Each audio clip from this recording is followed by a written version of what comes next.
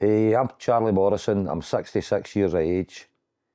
I was born in a wee place called Lannet Hill. It was a wee 3 rows of houses that served Bedley Colliery.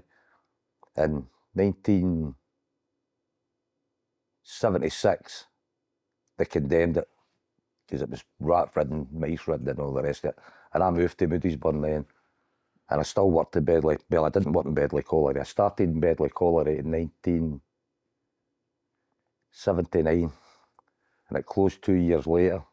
And I went to Fife. And I started working in the pits in Fife. And then the strike happened in 1984, as you know. And I became involved with the strike centres. I was the secretary of the strike centre in Moodiesburn, and we covered Moodiesburn and another wee mining village called Glenboig.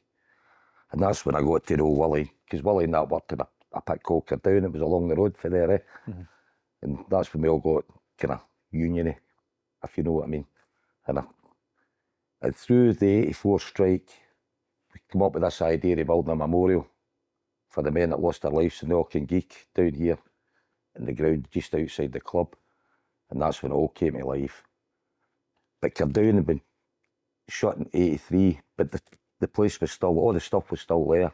So we went along there and we acquired a mining wheel, a couple of tubs, and with a local brickwork across the road and slab work, and they supplied us with the bricks and all the slabs and that's how the memorial became alive.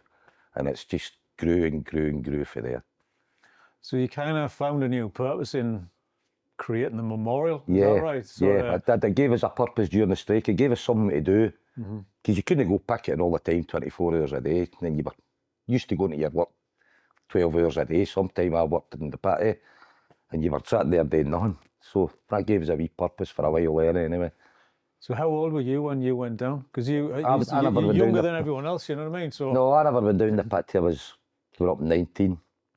I was an apprentice. Well, my time was nearly up as a bricklayer, and I was getting married, obviously. And I said, I can't live in this kind of money, you know what I mean? And my dad was a miner, and my granddad was a miner, and my dad's brothers were all miners. So I just went to them and I said, any chance of getting me a start in the pit? So they took me along to see the manager at Bedley Colliery, and I got a start.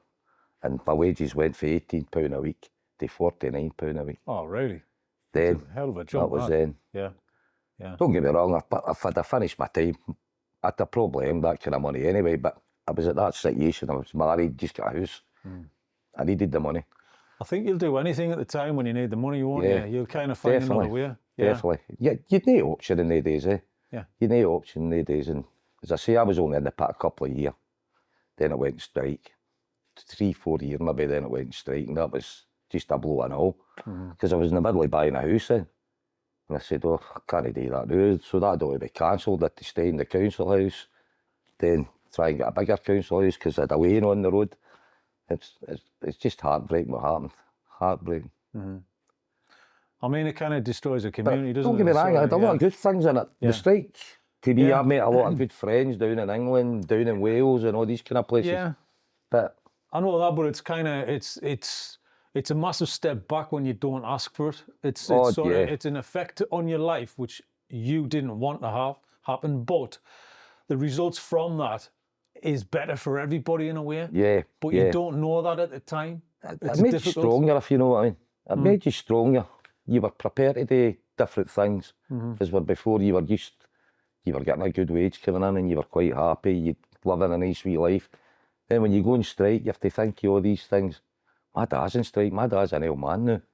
And he's in strike, he's not getting nothing. And my dad wasn't one of the kind of guys that come to strike centres, because we used to feed all the miners and all that, eh? Give them a dinner every day and that.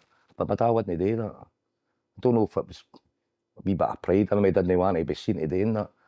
Then we started doing meat parcels and all that, and go round the doors, giving them a bit of meat and food and all the rest of it. And that's the only time my dad take in, and he wouldn't come to any events or anything like that. He just, deep man, if you know what I mean. Yeah, well, it's a generational thing. Yeah. Charlie, it completely is. You've shifted your generation moving forward, do you know what I mean? Yeah. And that has a roll-on effect, and then they will do the same. And it's good in a way. Well, it's good fully, because I think we just learn from these things and we learn from the past histories. Even though the powers that be try and keep us down in a way, right? We still have to fight our corner, you know? Yeah. And I think it's important for the likes of yourselves to kind of do that. Did you feel that yourself? I did. I really did feel that way.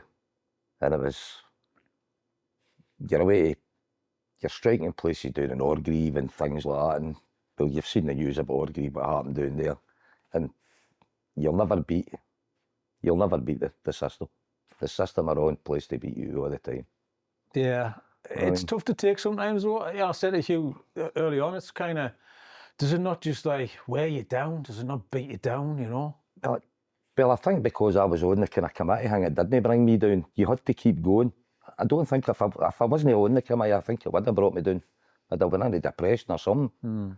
But that gave me a cause to keep doing things, if you know what I mean. And it's a year I'll never forget anyway. But this is the best thing that ever happened. Coming out of the strike, getting this memorial up and running, and it's brought a purpose to the people of Moodiesburn and the surrounding areas. So talk about that. Talk about the positive things that it has brought. Well, it was never ever thought about after the disaster till this memorial was built. People never met every year or anything, and it's brought all the families together and talking about their parents that they lost and one thing and another. And it's just a great thing for this community. Because I know you probably you'll know the story about that's a new memorial that's out there now. We got this big, beautiful statue made in the miner and all the rest of it, and it got stole. Really? It got stole. Oh no, I didn't know about that. Yes, they reckon there's a high-ab or something come down the middle of the night, unbolted it and away with it for scrap value. Really? I mean, it cost £50,000 or £60,000 for talking to that statue, and the guys reckon the scrap value would only have been a couple of £100. But the value of what it is and what it represents means a lot more, though. I know. And I don't understand that. I really don't. And the guy that funded the statue, Willie Hawkey, thank God the sculptor that he commissioned for it still had the, what do you call it, to do another one. The mould, as it you call it. Yeah. They still had the mould and they'd done another one. And he funded that again. So we can't thank guys like that enough, you know what I mean? And that's made a big difference. I mean, I don't know what we would have done without the funding of guys like that. Yeah, because you take away the statue, you kind of take away the memory. No, the memory. I mean, the half winding wheel was still there, and the coal buckets, but the statue was the showpiece. Yeah. It was a showpiece. But that's it, but it kind of represents a lot. Yeah. When you take that away, you know, you're taking the heart out there. I know. And it's not a thing. It's maybe the times we're living in now. Now we've got cameras on it now, and we've got different things. We can see it, but then you wouldn't think you'd need anything like that in a memorial. You know what I mean? Yeah. You would think it's untouchable, wouldn't you? Yeah, you would. And they're nice wee benches there for people to sit and have their own wee thoughts and things like that. And it's well used, eh? Yeah. But for to steal that, I don't know what. Yeah. And we never ever found out who'd done it. Really? Never. No. No. And the police were right on it all the time. They tried their best, but nothing. Yeah. As if a ghost came in the middle of the night and just left it. Yeah. Well, I want to talk about, I just want to push back a little bit because you mentioned like your dad, a generational thing, not willing to share, not all that kind of stuff. And Willie mentioned the same as well. It's kind of almost after the disaster, people don't want to talk about it because they don't want to bring up the past because it might upset people. I think it should be the opposite. Yeah, I think it should be spoken about all the time. I mean, you should never forget these things. It's history, isn't it? It's history. And it should be documented and spoken about. But I don't know. Especially my dad. My dad was, I don't know. And yet my grandfather was the opposite. My grandfather was a miner and all. If you'd have tell him to come and get his dinner, he'd have came and ate you. But my dad was just one of the persons. I wouldn't say shy, but reserved, if you know what I mean. Yeah, yeah. Just his own thoughts, and you don't know. I mean, there were 7 of us, in the house at the time. So I don't know how my dad was the only one that worked in our house, and I don't know how he fed us all. Never had anything else, clothed us, whatever. Yeah. But I mean, do you kind of look back on nostalgic when you're thinking about it, and kind of? aye, I do sometimes, aye. We need a lot of happy times when we were young, and as Wally's probably said it all, nobody did anything. Everybody was, I'd get 10 bob off the woman next door for my mowing. It was never that woman's 10 bob. I went back one week and it was back the following week. That's the way they lived in the days. But now, I think, as the generations go on now, I think Waynes and kids just expect everything now. They expect it all to be there for them. As where before we didn't look for it, because we knew we weren't getting it. You know what I mean? And with that kind of way of life, I'll get into the shop with my laddie for talking shit when he was young. I want the trainers, they're £120. I say, fucking £120? I'm getting in and paying a tenner for a pair of trainers for me. But they expect that now. It's tough because you can't put them in your shoes. They can't see, and they don't have the experience of what you've been through and what you've seen, you know. And we buy them. We buy them. And we do it anyway. Because I don't know whether it's one of the things, because we never had it, we want to give them it. Yeah. But where does that end though? Charlie, do you know what I mean? Where does it end? Yeah. Because I don't think it's a good thing for them. I think they should need to save up for things or work for things or what. Just don't hand them in a plate. Make them do something for it. But they say life revolves, but does it really revolve? I'll get better for the better. Yeah, I mean, you know, do you think about that kind of thing much as well? Does it something like, do you mull it over? You go, what's it like now compared to then?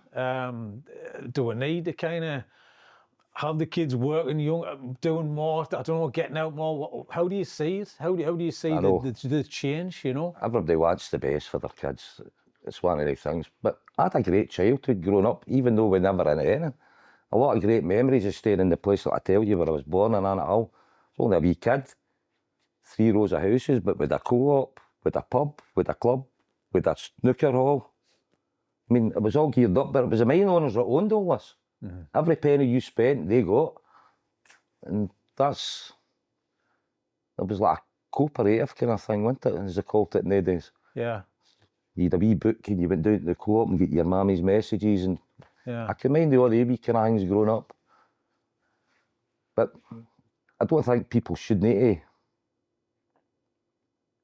to do things like that to feed themselves, get tick all the time. I think you should be earning a decent wage to just go and buy what you need when you need it. Luxuries, certainly, luxuries, save up for them or pay them up, but daily things like food and all that, you shouldn't need to do that. You shouldn't, no, because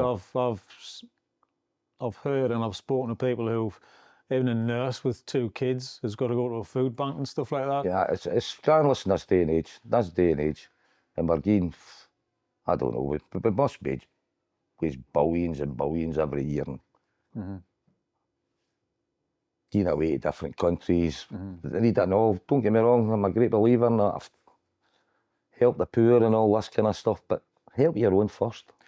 You've got to help your own first. Help your own first. The thing is, you're coming from a different generation where that's what you did. You saw it. Everything went back into the circle of the community around. And as you see it kind of change over the years, there's good change and there's always bad. There's always a yin and a yang with everything. Do you know what I mean? Where do you see it going? I think it's getting worse. I really do. I think life's getting worse. And I think a lot of life is down to, I mean, you speak to young people and that now, and they've never had a job for they've left school, and they think that's the way life is, because their fathers maybe didn't work, so they don't think they ever need to work. And I think that's a wrong attitude. I think they need to put a bit of, I don't know what you call it, but a spur in them to get them to move and go and earn money to make a living themselves and spend it themselves, instead of relying on the likes of the state giving you everything. I don't know where we're going with this, because it's not a good thing. No. I'm just trying to figure out like what the solution is. Do you know what I mean? I don't No, think there. I don't even think politicians can figure out what the solution is to it. Well, I don't think we can rely on them though. No, I don't think we can rely on them either, because they're feared to speak. They're feared to speak about things like that, because they're voters at the end of the day. These people are all voters. And I don't know. I just think it's a wrong attitude we've got in life. Get a work skill built into you. Get out and have a wee drink, enjoy people's company and that with your own money. Yeah. Don't rely on everybody else paying for you. Yeah. So let's talk about just what you're doing with the memorial and things like that, because it seems to me that's where your heart and soul lies. Oh, it's I kind know. of that purpose. So what's that like, bringing people together, and how many people come together, and what do you do to do that? It's a great feeling every year. We have the Memorial Day out there, and it's, as Willie maybe say to you, there may be 2,000-3,000 people attending the memorial, and they're coming from Fife, coming from Glasgow, Kirkintilloch. They come from all over, and the great thing about the day, I enjoy about the day, is people I've worked with through in Fife and all that, you've not seen them for a long while and that. You get to see them again and get a wee blether with them. And it's great. And for the people, there'll not be many of that generation left for the memorial. But their families are still coming. You know, their daughters and their granddaughters and that, they're still coming. And it's great to see the wee look of pride in their face when you read out the names at the end there. Well, that's the thing, because we've just touched on generations, and we've touched on like the lack of, I don't know, is it work ethic, lack of purpose, but they clearly still have a respect for that.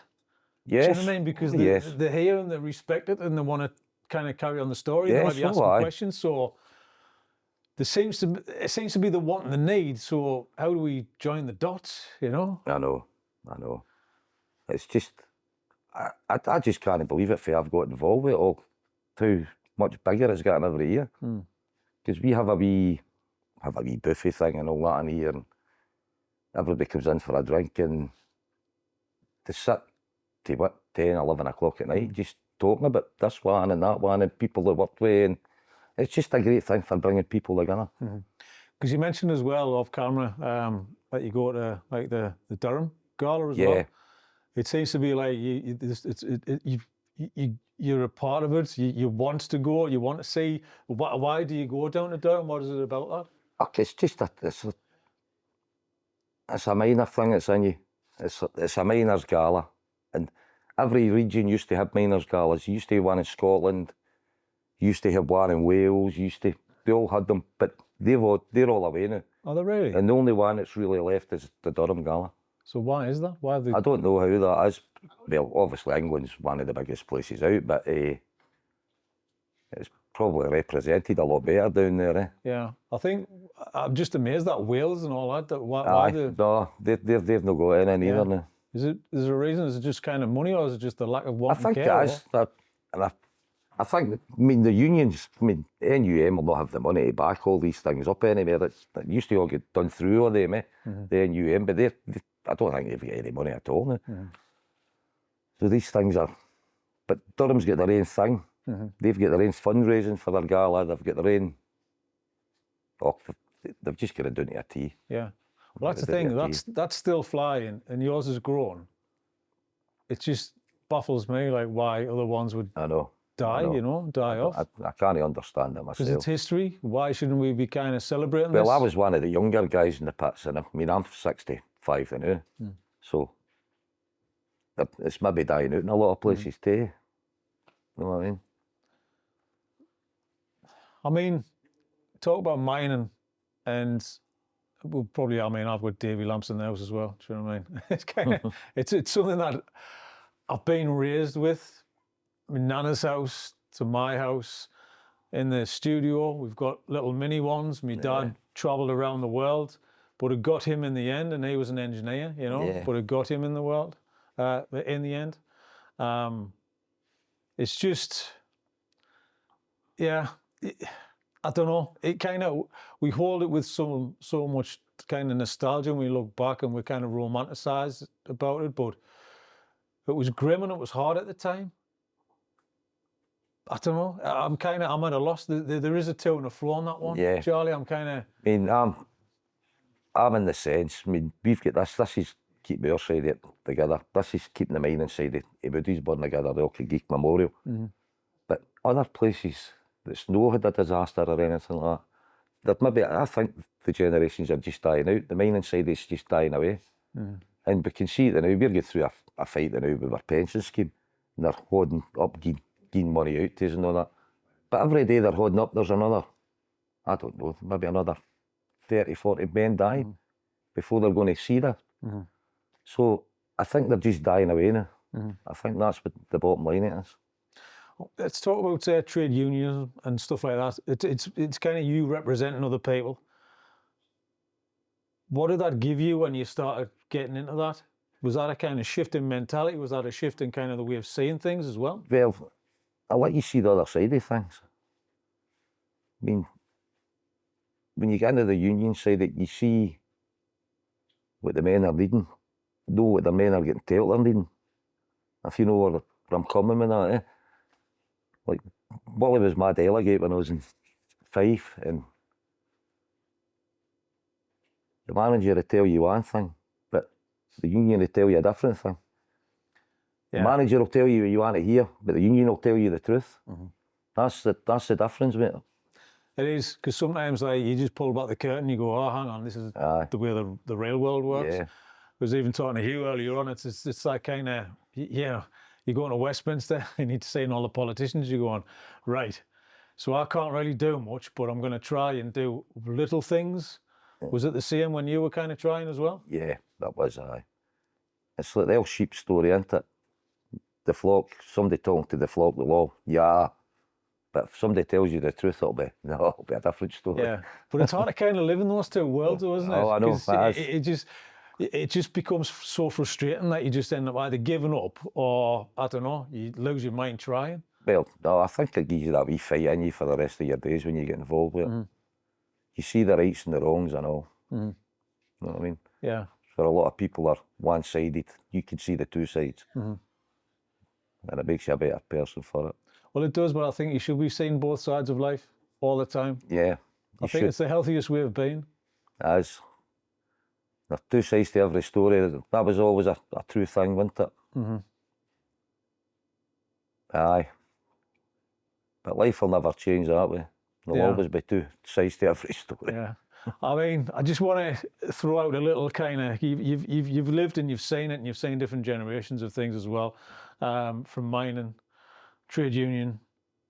You know, you're trying to fight for your community and trying to keep the memory of mining alive as well, I think. Out of your experience in life, I don't know, what would you pass on to a younger generation? What's your wise words of wisdom, I should say, Charlie? Oh, I would just work hard and be proud of yourself, and don't let anybody tell you any different. You'll be what you'll be, and don't think you can be better than you are, because you'll never be that kind of person unless you just believe in yourself. You've got to have belief in yourself. If you've no belief in yourself, you'll cower away, and that's, I don't know how you'd say that. You've seen it yourself when you were away, and that's the bullies preyed on people like that. You know what I mean? Bullies preyed on them because they wouldn't speak up for themselves or different things. You've just got to have a lot of belief in yourself. But what is it about the working classes and the chip on the shoulder? Is it because we just had a boot on our heads all the time, or what? What's the reason for that? Or was that just an attitude in environment, or? I don't know what the attitude with that is at all. It's just no my way of thinking anyway, you know what I mean? I'm just a great believer in do the best you can and help others if you can. And that's the big thing in life, help others if you can. Just one last word on community as well. What does it mean to you? What does community mean to you? Oh, this community, I love this community. Love it. I love what this does for this community. I love what the Auchengeich Memorial Day does for this community. And if we didn't have the Auchengeich Memorial Day in this community would be nothing. Nothing without it. Because there are that many new people coming to this area, know nothing about this, but because that's there, it's getting them involved in that and all.